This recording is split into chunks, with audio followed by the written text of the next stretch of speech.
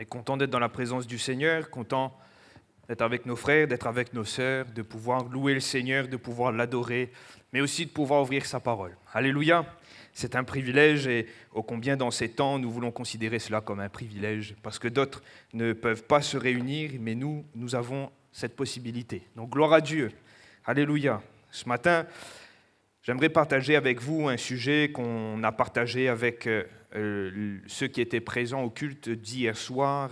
Sujet important pour chacune de nos vies qui reste dans le sillage des vœux que j'avais à cœur de partager avec vous en début d'année. Également dans le même sillage que le message de la semaine dernière de samedi soir, parce que vous avez eu Clermont dimanche. Et ce message nous parle de l'héritage. Et j'aimerais commencer en préambule de ce message par une petite anecdote, une histoire que j'ai lue et qui, je trouve, introduit bien le message. Alors, cette histoire concerne une famille qui était modeste, une famille qui n'avait pas beaucoup de moyens, une famille qui vivait très modestement, très simplement. Et un jour, et plutôt du jour au lendemain, la vie de cette famille bascule. On les voit, eux qui avaient une vie modeste, vivre une vie beaucoup plus fastueuse.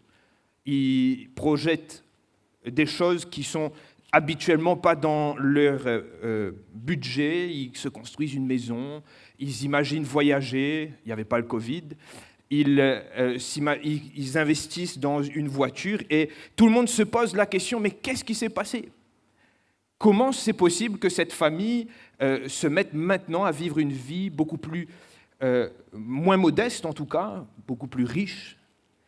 Et certains pensaient qu'ils avaient gagné au loto, d'autres pensaient qu'ils avaient changé de travail. Et au final, l'histoire nous révèle que cette famille avait juste hérité d'un parent qu'ils ne connaissaient pas, mais qui était riche. On aime bien ce genre d'histoire, hein, et on aimerait bien être à leur place des fois. Moi, je sais que les jeunes, généralement, ça fait partie un peu de nos rêves. On s'imagine un jour qu'un parent qu'on ne connaît pas va nous donner un héritage qui est assez incroyable. Et au final, l'héritage reçu a fait que leur mode de vie a changé. Et j'aimerais te poser la question ce matin et poser la question à chacun d'entre nous. Sais-tu que tu possèdes un héritage glorieux et riche ? Dis à ton voisin, tu possèdes un héritage qui est grand ce matin, qui est riche. Tu possèdes un héritage qui n'est pas petit. Vous pouvez vraiment dire à votre voisin, hein, ce n'est pas une blague. Hein. On va se réveiller, il faut qu'on entre dans le message ce matin. Et je vous partage cela pourquoi ? Parce que normalement, quand on hérite de quelque chose qui est riche, qui est glorieux, qui est grand, notre mode de vie change. Cette famille, leur mode de vie a changé parce que l'héritage qu'ils avaient reçu était un héritage riche. Ils sont passés d'une vie modeste à une vie plus fastueuse. Et pour nous, en tant que chrétiens, nous avons un héritage qui est riche. Nous avons un héritage qui est glorieux. Alors, nous devons vivre une vie qui est en rapport avec cet héritage. On ne peut pas se contenter de peu. Nous avons un Dieu qui est riche et qui nous a offert un héritage qui est riche. Alléluia. L'apôtre Paul le dit en tout cas dans Galates au chapitre 3. Si vous appartenez au Christ, si vous êtes ses enfants, vous êtes donc de la descendance d'Abraham et vous êtes héritiers conformément à la promesse. Nous sommes héritiers. Toujours l'apôtre Paul dans l'épître aux Colossiens au chapitre 1er va dire « Rendez grâce au Père qui vous a rendu capable d'avoir part à l'héritage des saints dans la lumière. » Nous avons été rendus capables d'avoir part à l'héritage des saints. Et cet héritage, il est glorieux. Alléluia. Alors j'aimerais qu'on ouvre la Bible ensemble ce matin. On va aller dans l'Ancien Testament. Et j'aimerais qu'on puisse naviguer dans cette histoire de Josué.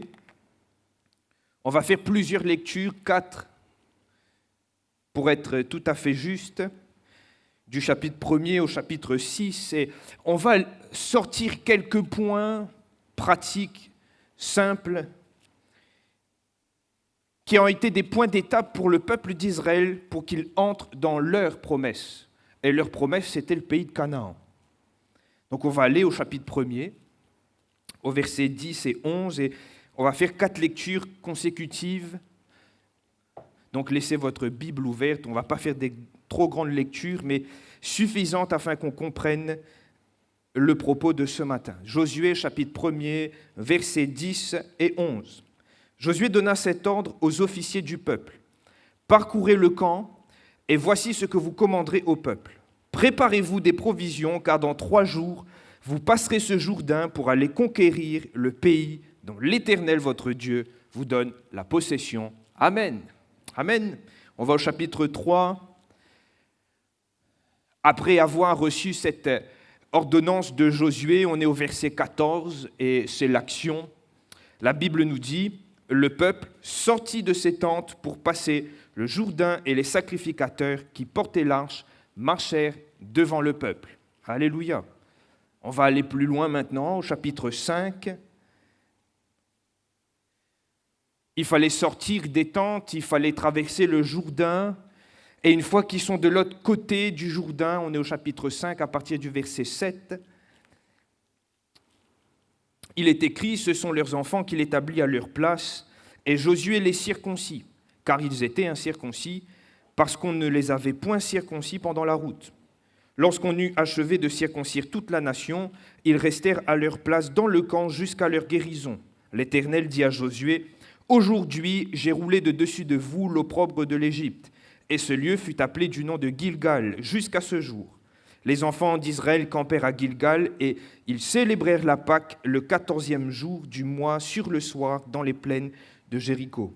Ils mangèrent du blé du pays le lendemain de la Pâque, des pains sans levain et du grain rôti. Ils en mangèrent ce même jour. La manne cessa le lendemain de la Pâque quand ils mangèrent du blé. Les enfants d'Israël n'eurent plus de manne et ils mangèrent des produits du pays de Canaan cette année-là. Amen. Et on va faire une dernière lecture dans le chapitre 6 à partir du verset 2. Parce que s'il a fallu sortir des tentes du désert, s'il a fallu franchir le Jourdain, il faut aussi aller combattre et conquérir ce pays de Canaan. Et on a cet exemple au chapitre 6. L'Éternel dit à Josué, « Vois, je livre entre tes mains Jéricho et son roi, ses vaillants soldats. Faites le tour de la ville, vous tous les hommes de guerre, faites une fois le tour de la ville. Tu feras ainsi pendant 6 jours.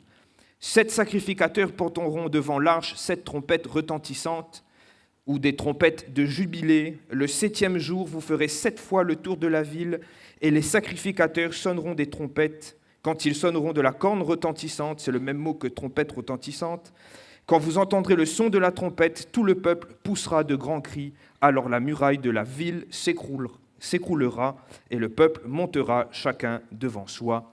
Amen. Amen. Israël a dû entrer en possession de leur héritage. Et leur héritage, c'était ce pays de Canaan. Après des années d'errance, ils étaient aussi face maintenant à leur tour, cette nouvelle génération, pour entrer dans le pays de Canaan. Et j'aimerais noter avec vous que la première étape pour entrer dans le pays de Canaan, la première étape pour eux posséder leur héritage, entrer dans leur héritage, il fallait sortir des tentes et du désert. Je le souligne, pourquoi ? Parce qu'il nous faut comprendre ce matin que la génération qui est présente à ce moment de l'histoire d'Israël est une génération nouvelle, une génération qui, à l'exception de Josué et Caleb, n'a pas connu l'esclavage d'Égypte, une génération qui n'a pas connu la sortie d'Égypte, une génération qui n'a pas vu la mer s'ouvrir en deux et se refermer sur les Égyptiens, une génération qui n'a pas été là pour la toute première fois quand l'eau est sortie du rocher ou la toute première fois que la manne est tombée du ciel. C'est une génération qui a grandi dans le désert, une génération qui s'est habituée à la vie dans le désert, habituée à voir la manne, cette nourriture providentielle de Dieu, descendre du ciel et se nourrir de cette manne. Un peuple qui a eu l'habitude de voir la nuée ou la manifestation visible de la gloire de Dieu. Un peuple qui a été habitué à vivre selon les coutumes, les fêtes et selon la loi de Moïse. C'est un peuple qui a grandi avec ces habitudes, avec cette façon de vivre dans le désert. Et arrivé à ce chapitre 1er et à ce moment précis de l'histoire d'Israël, il faut qu'Israël entre en possession de leur héritage. Alors il leur faut quitter le désert, quitter la bénédiction du désert, quitter leur petite habitude du désert, quitter là où ils se sentent, au final, j'aimerais dire bien, c'est-à-dire où ils se sentent confortables, ils sont habitués, c'est ce qu'ils connaissent, et entrer dans quelque chose qu'ils ne connaissent pas. Et j'aimerais le dire ce soir, c'est aussi le cas pour chacun d'entre nous. Dieu n'a pas sorti le peuple d'Israël d'Égypte pour qu'il demeure dans le désert. Vous êtes d'accord avec ça ce matin ? Mais Dieu ne t'a pas non plus sauvé pour que tu te contentes des bénédictions du désert.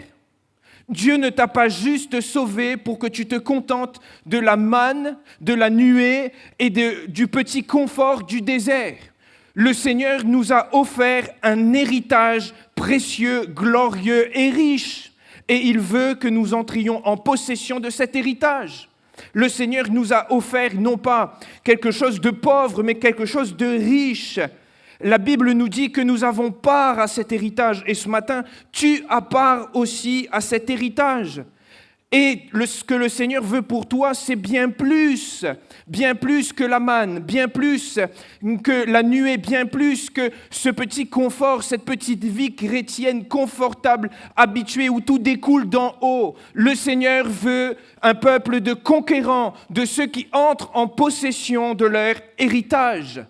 Tu es héritier du royaume de Dieu, nous sommes héritiers du royaume de Dieu.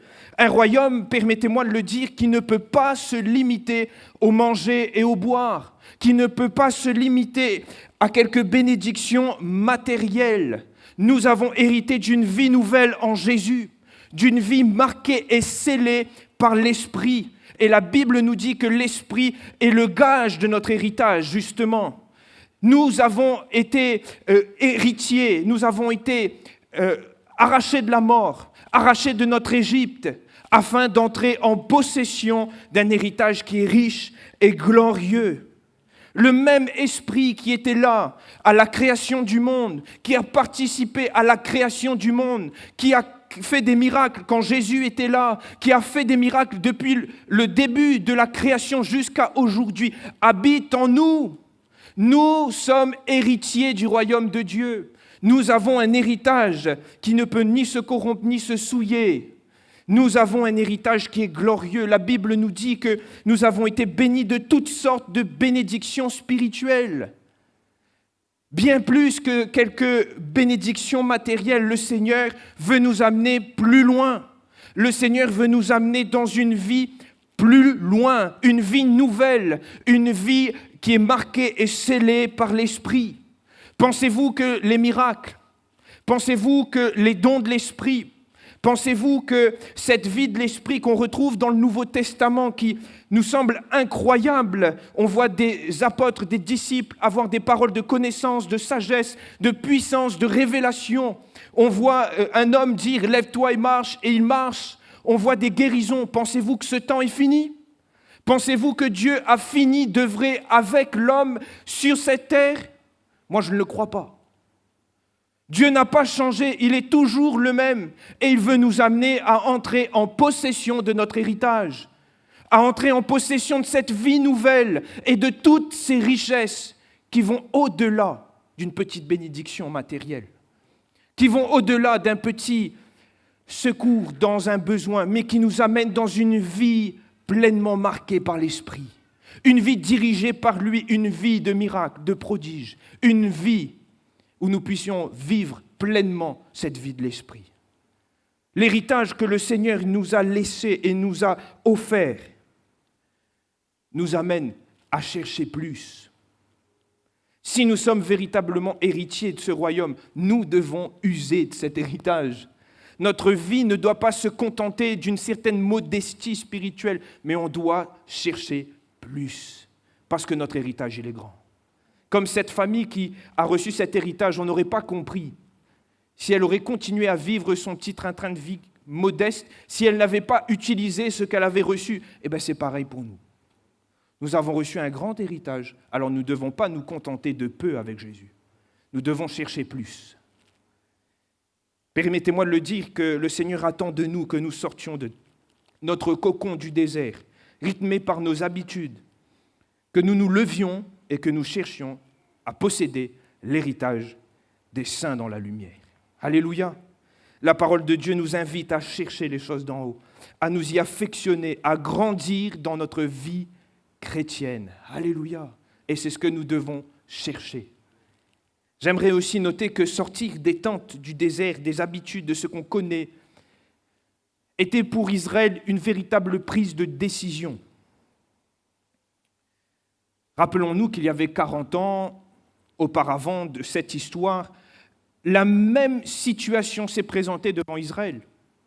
Dieu l'avait emmené aux portes de Canaan et c'était pour eux le temps d'entrer dans le pays de Canaan. Mais ce peuple, à ce moment, n'a pas choisi d'entrer. Par manque de foi et par crainte aussi des efforts à fournir. Ce peuple a refusé d'entrer.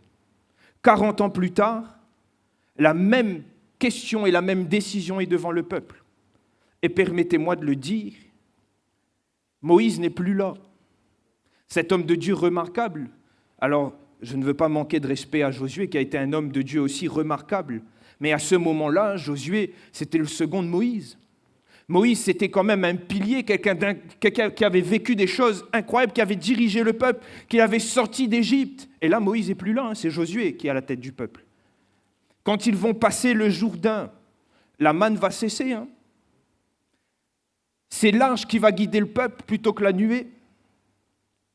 Tout change, tout bascule.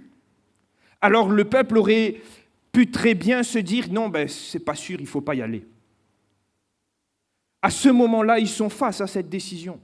Et face à cette parole de Josué qui dit « Préparez-vous des provisions, car dans 3 jours, vous passerez ce Jourdain pour aller conquérir le pays dont l'Éternel, votre Dieu, vous donne la possession. » Et il fallait se lever et se décider de partir. J'aimerais dire ce matin que cette décision est devant aussi chacun d'entre nous. Dieu n'a jamais forcé personne. Je l'ai lu, si nous sommes enfants de Dieu, nous sommes aussi héritiers de Christ et nous sommes héritiers de Dieu et co-héritiers de Christ. C'est ce que la Bible nous dit.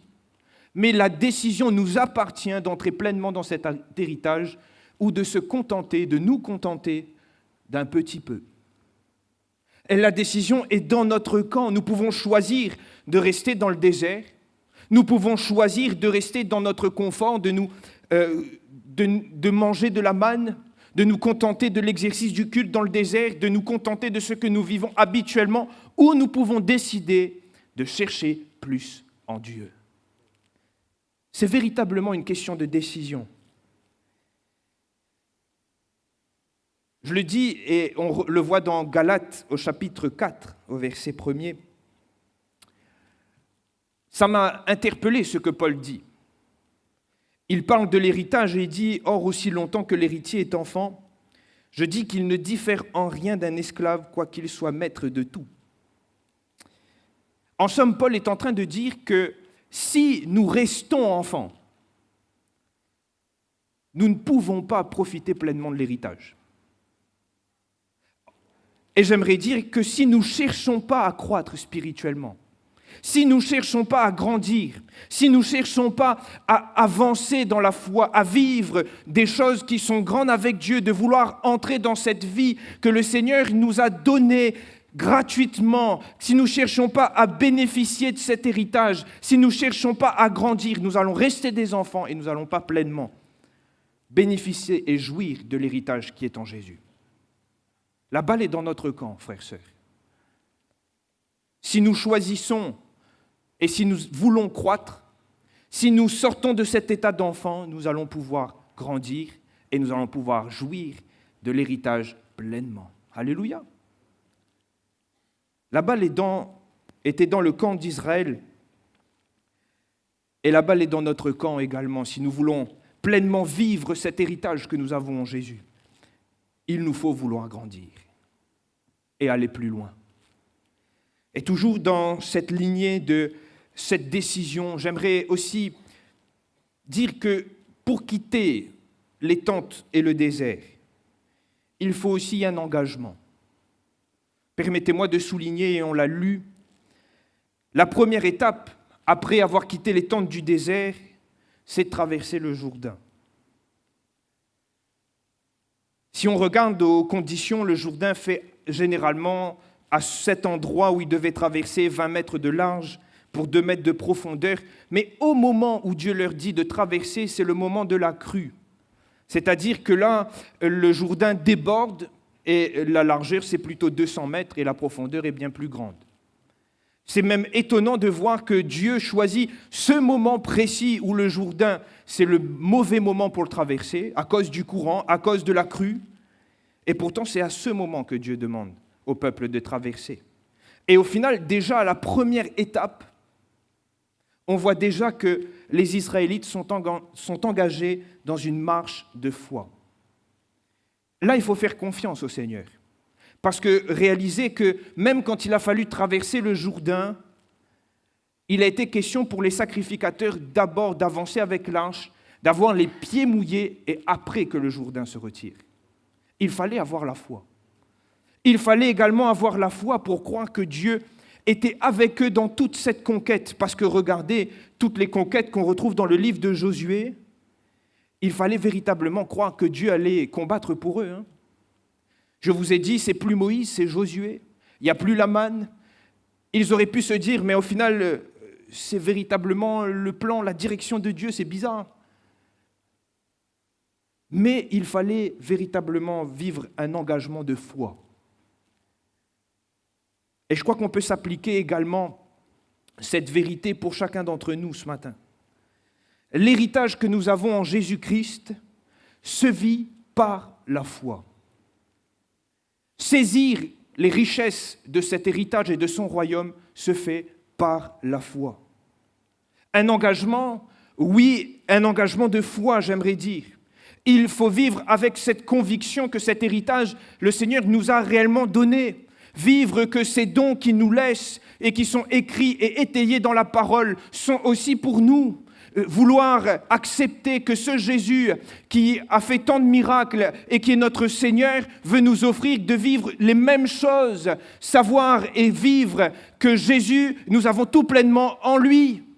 Accepter que cette vie ne se résume pas à quelques bénédictions matérielles, mais que ces bénédictions célestes sont devant nous et que nous pouvons les saisir. Tout cela s'accepte et se vit par la foi. Et s'il nous faut être engagés, oui, il nous faut être engagés dans un engagement de foi.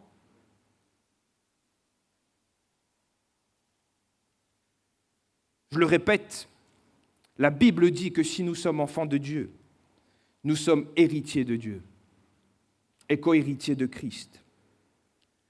Et il nous faut la foi pour entrer dans cet héritage. J'aimerais noter également que après l'épopée du Jourdain, il fallait le traverser, c'est vrai. Le peuple arrive de l'autre côté du Jourdain et là, Dieu donne 2 ordres à Josué.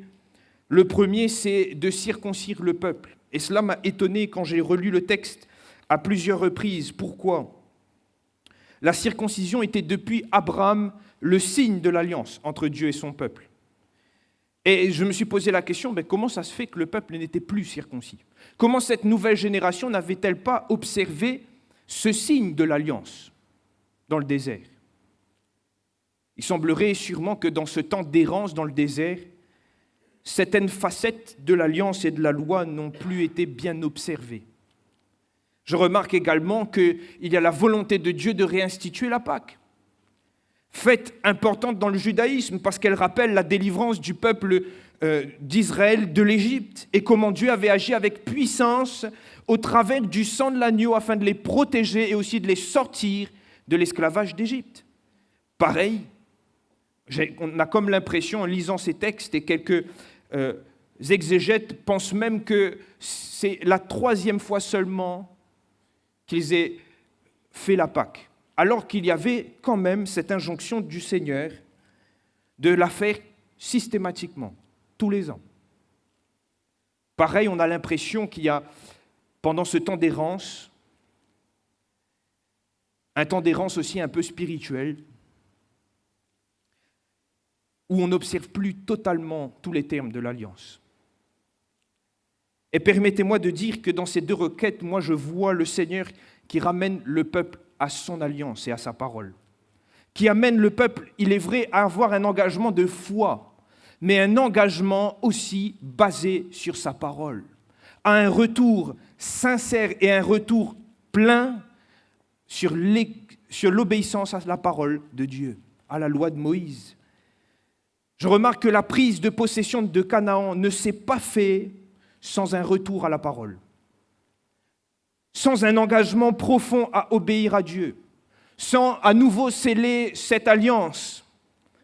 Parce que je crois que Dieu, il veut nous amener en possession de notre héritage, mais il le fait uniquement si nous nous engageons avec lui et selon sa parole.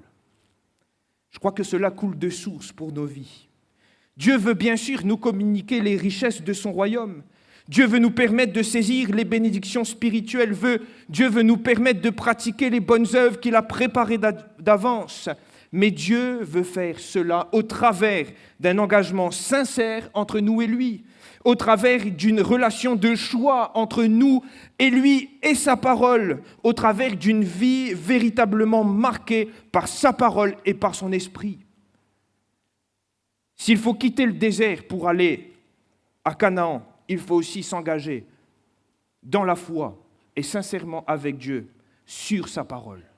Il faut que cette parole soit le livre que nous dévorons.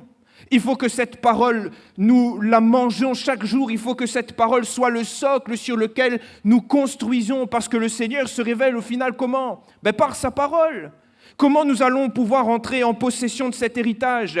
En connaissant plus Dieu et en connaissant plus sa parole. Il nous faut revenir à un engagement sincère et profond par rapport à la parole. Le peuple d'Israël a dû quitter l'Égypte, oui. Ils ont dû prendre la décision d'entrer dans ce pays de Canaan, mais ils ont dû s'engager avec Dieu. Et ce matin, c'est aussi le cas pour chacun d'entre nous. Si nous voulons entrer en possession de notre héritage, il faut sincèrement nous engager avec Dieu. Certes, il nous faudra de la foi, mais il nous faut aussi mettre la parole au centre de nos vies. À l'initiative de toute chose, que nous puissions puiser toujours dans la parole de Dieu. Alléluia. J'aimerais arriver sur cette dernière étape. Parce qu'ils ont traversé le Jourdain, ils sont arrivés, on pourrait dire, presque en Canaan. Ils avaient physiquement franchi la frontière. Mais je remarque que Dieu n'appelle pas le peuple à rester sur les rives de Canaan. Dieu n'appelle pas le peuple à rester là. Mais Dieu appelle son peuple à conquérir et à aller combattre. Parce qu'il faudra combattre pour prendre en possession de cet héritage. Et je crois que dans ce même parallèle, dans nos vies, il y a aussi une dimension de combat pour chacun d'entre nous. Jésus n'a-t-il pas dit que ce sont les violents qui s'emparent du royaume de Dieu ? Et je crois qu'il nous faut parfois combattre. Permettez-moi même de dire qu'il nous faut parfois se combattre. Combattre notre chair, nous faire violence face à nos emplois du temps surchargés. Face parfois, il faut le dire, c'est malheureux, mais c'est une réalité, à notre manque de volonté. Face des fois à notre laxisme par rapport à la parole de Dieu. Face au péché qui nous enveloppe si facilement. Il nous faut combattre. Il nous faut, si nous voulons entrer en possession de notre héritage aussi, entrer dans une certaine lutte afin de vivre cette vie qui est cachée en Jésus. Il nous faut combattre et il nous faut souvent combattre notre chair, mais il nous faut aussi combattre notre ennemi qui va essayer toutes les ruses et toutes les possibilités afin de nous permettre, de nous empêcher plutôt d'entrer en possession de cet héritage. Je crois que le Seigneur attend son Église sur le champ de bataille. Nous voulons entrer en possession de cet héritage qui est glorieux, qui est magnifique, que la Bible nous révèle et qui, je crois, se vit aussi dans une vie d'intimité avec Christ. il nous faut combattre. Mais j'aimerais aussi tout de suite nuancer mon propos ce matin. Je dis ce soir parce que je l'ai prêché hier soir plutôt. Il nous faut réaliser une autre chose. Et c'est ce que je remarque dans ce texte et dans ce livre de Josué. Jamais Dieu n'a laissé Israël seul dans le combat. Jamais. Dieu a toujours été son secours. Dieu a même été souvent celui qui combattait à leur place. Tant qu'Israël a été fidèle, Dieu est resté fidèle envers son peuple et a été celui qui combattait à leur place. La Bible dit, et c'est Dieu qui parle dans 1 Samuel, il dit « Ceux qui m'honorent, je les honorerai ». Alors si nous décidons et si nous avons le désir plein d'être fidèles à Dieu, Dieu ne nous laissera jamais tomber. Si nous cherchons à vivre cette vie qui est cachée en lui, si nous voulons véritablement vivre ces réalités du royaume de Dieu, si nous acceptons d'aller sur le champ de combat, de combattre, nous avons l'assurance que nous avons tout pleinement en Jésus, que nous ne sommes pas seuls sur le champ de bataille et que c'est le Seigneur qui combat à notre place. Face à Jéricho, ils ont combattu et la première phase de la bataille, c'était avec des trompettes. La muraille de Jéricho s'est écroulée au son de la trompette. Vous avez déjà essayé de casser un mur avec une trompette ? Vous pouvez essayer chez vous avec une flûte. Bon courage. Et en plus, je note que Dieu leur demande simplement de jouer, de faire le tour pendant 7 jours. Et c'est comme cela qu'ils vont avoir Jéricho. C'est Dieu qui a combattu. C'est Dieu qui était sur le champ de bataille et Dieu avait même dit à Josué qu'il allait combattre pour Israël. Et frères et sœurs, permettez-moi de le dire et d'insister ce matin. Dieu va aussi combattre pour nous. Nous avons tout pleinement en Jésus-Christ. Le tout accompli de la croix, on peut le vivre. Et je crois que si le Seigneur nous appelle parfois à être sur le champ de bataille, il est avec nous et il combat pour nous. Alléluia. Toujours dans cette dimension de combat, ce qui m'a interpellé également, et c'est pourquoi je vous ai donné la traduction, le sens littéral du mot dans cette stratégie militaire du Seigneur d'aller combattre Jéricho avec des trompettes. Alors Dieu leur demande bien une trompette spécifique. Il ne s'agit pas de la trompette de guerre, celle qui annonce la guerre. Il fallait aller avec des trompettes du jubilé. C'était les trompettes, au final on aurait pu les traduire les trompettes de joie. C'était les trompettes qui sonnaient la fête.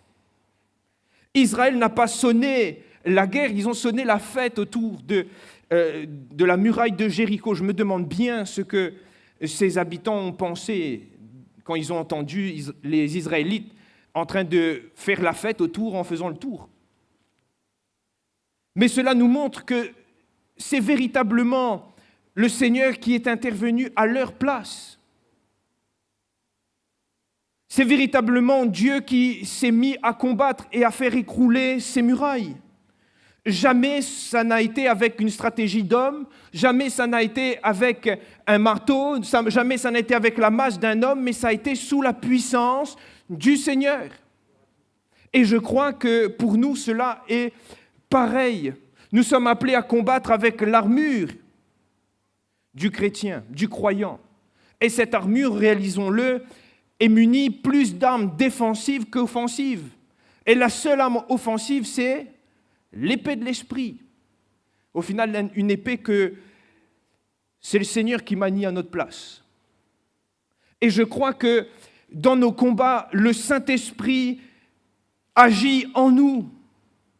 Je crois que dans nos combats, le Seigneur veut agir par son esprit pour nous donner la victoire. Et que nous avons besoin d'être revêtus du Saint-Esprit afin de combattre. Que nous avons besoin d'être revêtus de la puissance d'en haut afin de vivre ces victoires. Non pas par notre force, non pas par notre puissance, mais par son esprit. Non pas par des stratégies humaines, non pas par un exercice humain, mais par la volonté et les stratégies divines. C'est ce que Dieu a fait pour Israël. Et chacun des combats, ont été menés par Dieu, dirigés par Dieu, et c'est Dieu qui a combattu pour Israël. Alléluia. Alors, comment Israël est entré en possession de son héritage? Il fallait tout d'abord quitter les tentes et le désert, quitter les habitudes. Et c'est exactement la même chose pour nous. Il nous faut quitter notre train-train quotidien et nous décider d'aller chercher cet héritage. Deuxièmement, il faut nous engager dans une vie de foi et une vie inspirée par la parole de Dieu. Et troisièmement, il nous faut combattre. Non pas par notre force, mais par l'Esprit de Dieu. Combattre en ayant l'assurance que Dieu combat pour nous et que nous avons tout pleinement en lui. Combattre afin que nous puissions entrer en possession de notre héritage. Alléluia. Cet héritage, nous l'avons gratuitement en Jésus. Nous qui sommes enfants de Dieu, nous sommes aussi héritiers. Tu es héritier. Et permettez-moi de terminer le message par une histoire, comme j'ai commencé. L'histoire qui nous parle d'un cargo qui était au large du Brésil et qui faisait plein de signaux de détresse. À cette époque, il n'y avait pas de radio. Alors, il y a un autre bateau qui arrive, qui voit et qui se pose la question, mais qu'est-ce qu'ils ont? La mer est calme, il n'y a pas de mauvais temps. Pourquoi ce bateau est en détresse? Il se pose la question, il s'approche. Et lorsqu'il s'approche, le capitaine du cargo lui dit « S'il vous plaît, aidez-nous, on est en train de mourir de soif. » Alors le capitaine du bateau lui dit « Mais tu ne sais pas où tu es ?» Et lui, il ne savait pas où il était parce qu'il était perdu. Et le capitaine lui dit simplement « Tu es à l'embouchure de l'Amazone qui, à ce moment des pluies, est remplie d'eau douce. Vous mourrez de soif, vous avez de l'eau douce à côté de vous. Puisez. » Et cette histoire nous montre qu'au final, et c'est ce que le matelot retire comme conclusion, ils étaient en train de voyager sur de l'eau douce et en train de mourir de soif. Alors, spirituellement, on peut aussi le transposer en disant « Nous avons un héritage qui est grand. Pourquoi nous nous contentons de si peu? Nous avons tout pleinement en Jésus, nous avons tout reçu. Pourquoi nous contentons-nous souvent de si peu et des fois même d'avoir soif, alors que le Seigneur est celui qui nous donne des eaux vives? Alors, frères, sœurs, que dans nos vies et que dans cette année 2021, vu qu'on est en début de l'année, c'est l'occasion de se résoudre à faire plein de choses, soyons résolus pour le Seigneur. Engageons-nous à vivre davantage, entrons en possession de cet héritage, si glorieux, si riche, qui nous est réservé, qui nous est donné. Alors, que nous puissions nous incliner devant le Seigneur ce matin, demander à Dieu sa grâce. On a besoin de lui. On a besoin qu'il vienne nous aider. Des fois, à nous lever et à véritablement nous positionner pour lui. Arrêter de se contenter des miettes. On a le droit d'avoir plus avec le Seigneur. Il y a des bénédictions qui sont devant nous, spirituelles. Parce que ce que Dieu veut avant toute chose, c'est que notre âme prospère. Alors que nous puissions nous résoudre à chercher le Seigneur davantage et à vivre davantage de sa parole.